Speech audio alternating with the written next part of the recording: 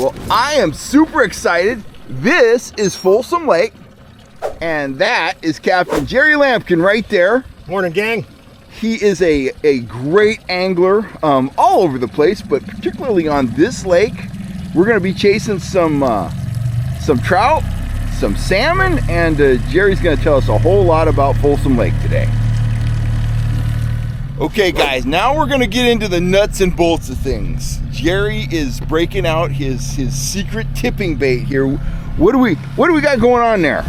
We've got anchovies that are cut up into little squares about the size of your pinky fingernail, and they're cured in Alaska nitro bait. I've been using this stuff about 10 years or so, and works really good. Makes it an easier method of doing than the rock salt and stuff like that. Now here you got tuna, right? It's just tuna in oil with garlic bloody tuna in it. And what are you going to do with that? We're going to put that in our kokanee cut plugs. Oh, in a Brad's. Yeah, okay. in a Brad's kokanee cut plug. Excellent. This is Jerry's secret weapon. This is a GVF Dragon, very similar to a J plug, as you can see there. But I've been wanting to see these in action. He hasn't worked on a 2-hook rig right there, so get them out there. And this on the top, we're running this one on the top line with a 1/2 ounce banana weight.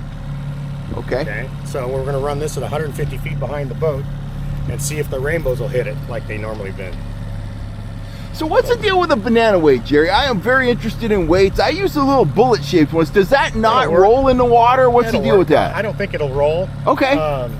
But all it's going to do is get it down maybe 5-6 feet. Yeah. I was playing with it the other day in a real shallow lake, and it wouldn't go more than about 7 feet deep. Yep. So the rainbows have been way up top here lately.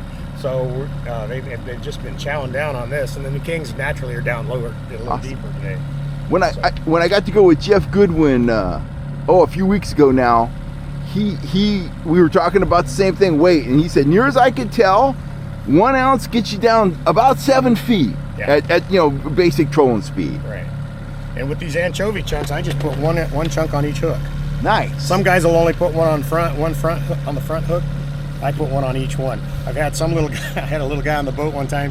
He thought more is better, right? So he just loaded the thing up. Well, right. You want it small enough to where it doesn't upset the action of the lure. So we'll set these back at 150 feet and see what happens. Oh, some little willow. So you're going to put that on the weight? No, yeah, I'm going to put that on the weight. Vertically.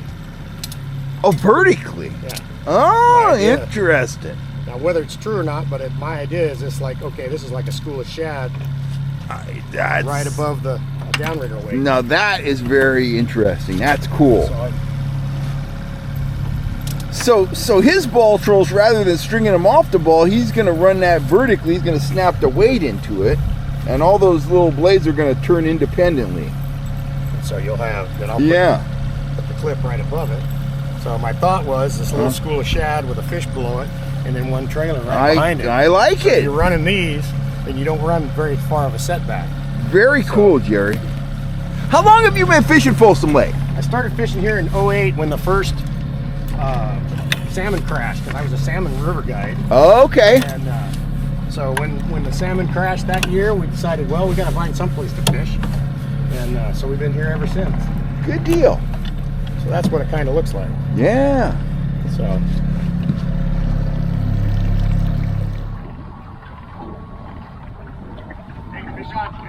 Oh, awesome. Now that was on that GVF Dragon up top. Right on top. Yep. Just like you said. And I'm going to say we were trolling for perhaps 5 minutes or so for real. Maybe 10. Yeah, something like that. So that's a rainbow. Most likely. That's what we're thinking. Most likely. And Jerry's fighting all the fish today, and I'm going to pester him with questions because this is kind of a scouting mission, and I want to learn some stuff about this lake. Oh my gosh! Oh my gosh! Wow! He felt bigger than he looked. Oh, he's beautiful though.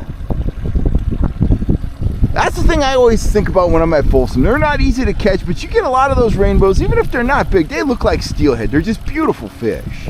They're feisty. Like that guy jumped twice back there. That was great. Oh, here he comes. Oh boy.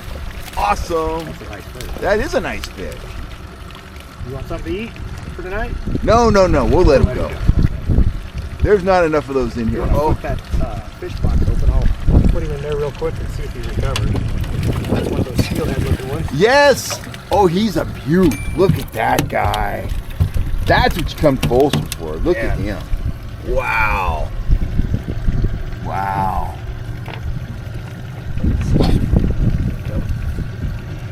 He's got a pierced tongue. I think I can pop it out right. Oh, come on. There we go. Get him out? Yeah. Beauty. There we go. There you go. Oh, we can let him go. We'll get you revived, buddy. You're going to be just fine.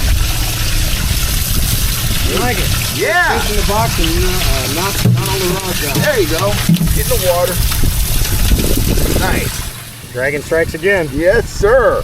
Very good. Who said it was hard to catch fish at Folsom? It's just like that. It's a piece of cake, right? Yeah, easy. It's gonna be like that all day long. Actually, they're gonna turn off like they always do.